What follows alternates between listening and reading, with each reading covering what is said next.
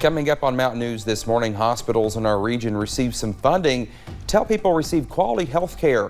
And as COVID-19 numbers continue to decline here in the Commonwealth, one Kentucky hospital relaxes some of its restrictions.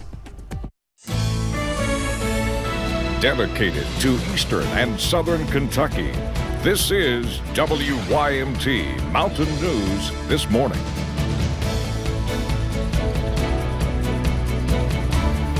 Well, good morning to you again. It's 6 o'clock. I'm Dakota Makris. It's Wednesday. We finally made it to the middle of the work week. Let's head over to Brandon for a look at your forecast. And Brandon, I may need to borrow your blanket that you keep in. Yeah. I mean, just wrap it up. You know, sometimes I do just walk around the station with it around me, but listen, it's cold. But I'm not judging you, especially not today. No, because it's cold out there. It's freezing. Yeah, literally freezing in some areas this morning. Let's take a look at our fog numbers though first. We do have a frost advisory for some of those counties in those northern areas back toward I-64 and I-75 out toward Lake Cumberland, but you see a lot of fog trying to get its act together there, especially across parts of the Kentucky River, the Cumberland Valley down into East Tennessee, and sneaking over into Southwest Virginia too. Not at UVA Wise though yet. Clear skies over there for now, so we're going to continue to watch that.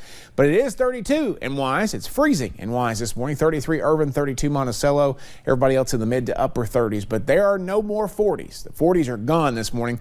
Pikeville back to 38. Average high this time of the year 65. Forecast high today is 59. The record high set back on this date in 1991 of 83. Dakota? All right, Brendan, thank you.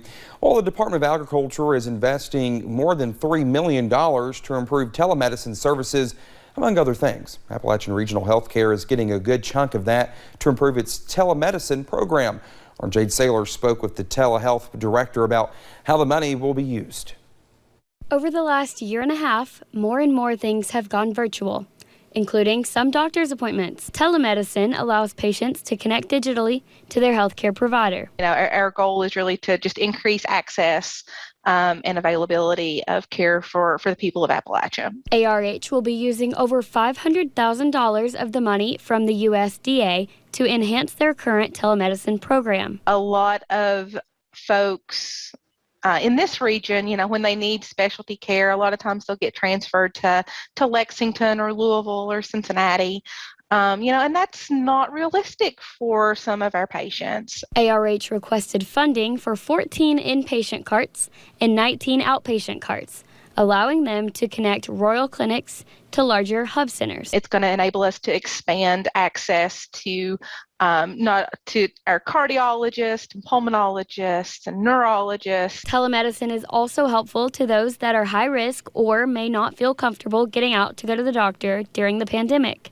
You can just hop right on a virtual call. We are still able to follow them and keep up with their care and make sure that they're getting the care they need, you know, while making sure that we're able to keep them safe.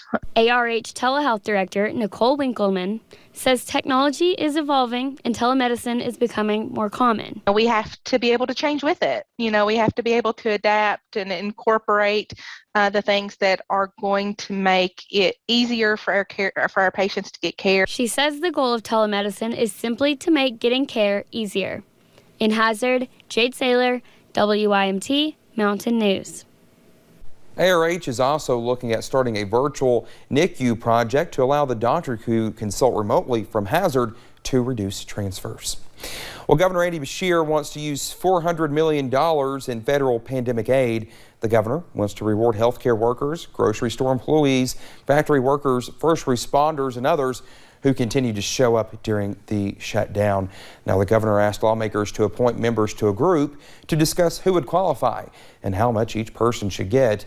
But Republican leaders want to wait until the legislature reconvenes to have those talks. The Democratic caucus in the House and the Senate sent us names on Friday. The Republican majority of each said no, thank you.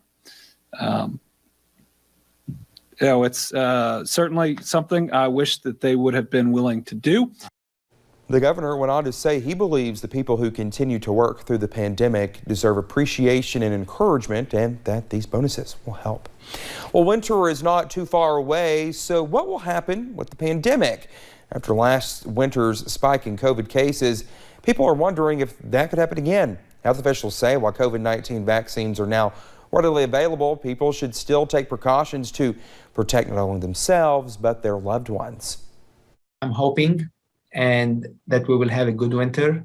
I'm hoping that the memories of last winter will be gone forever, but it's up to us how we prepare for the winter coming.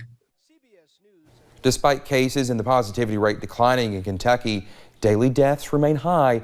25 were reported yesterday, and we also learned of a 23-year-old volunteer firefighter in Pike County that died of COVID complications. Well, due to the reduced number of COVID patients and the reduced number of COVID numbers in Laurel County, St. Joseph London has relaxed several of its visitation restrictions.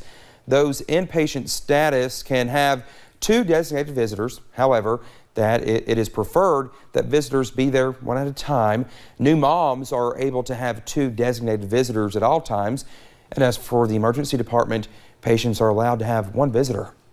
It's a great feeling because we know the best thing for patients when they're ill, recovering from disease or an injury or surgery, is to have their loved ones with them. So that's the best part of therapy, is to have the people that they love around them. So we're happy to start to offer that to patients again. These patients can have visitors at any point and for however long they'd like to during a 24-hour period, but masks are still recommended to be worn.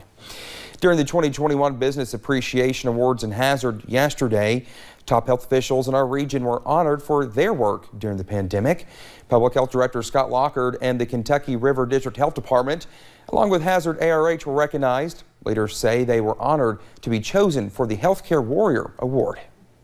It's really nice whenever your local business community recognizes the hard work that you've done. The best way to improve health status in a community is to improve the socioeconomic status. So we're big supporters of our local business community.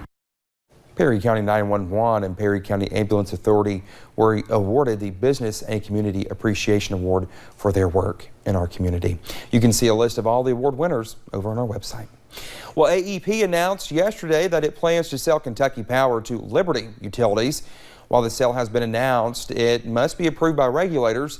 AEP expects the transaction to close in the second quarter of 2022. The company assured customers that they do not need to take action at this time or worry about disruptions. For the time being, they should continue to report outages and make payments to Kentucky Power. Kentucky has the second highest job opening rate in the nation with 167,000 unfilled positions as of August. That's more than 8% of the state workforce. Only Alaska had a higher rate of unfilled jobs, and Kentucky ranked 14th in the nation for the highest quit rate. The data shows 84,000 workers quit their jobs in August. This is what Governor Andy Beshear had to say about the latest statistics. It may be that people are looking for a different environment. It may be other jobs have opened up. It's going to require that the private sector get a little creative and also in many instances try to improve conditions, maybe even pay. Kentucky Chamber of Commerce officials say it is a workers' market and that it is not likely to change anytime soon. A new addition is coming to Kentucky's National Guard headquarters in Frankfort. Now, the governor joined National Guard officials yesterday to break ground on a new project. The new Joint Forces headquarters will be a building specifically for commanders of the Air and Army National Guards. Officials say by gathering the top commanders for the Guard in one place, it can streamline command. Right now, and up to this point, we've done a phenomenal job with the distributed locations that we operate from. This facility will allow our Adjutant General to conduct mission command over Army National Guard forces out of one facility and having his key personnel there available to him within that structure. Officials said the building will be a first-of-its-kind addition to Boone National Guard Center, and it is something that National Guard workers have been working on for more than 20 years.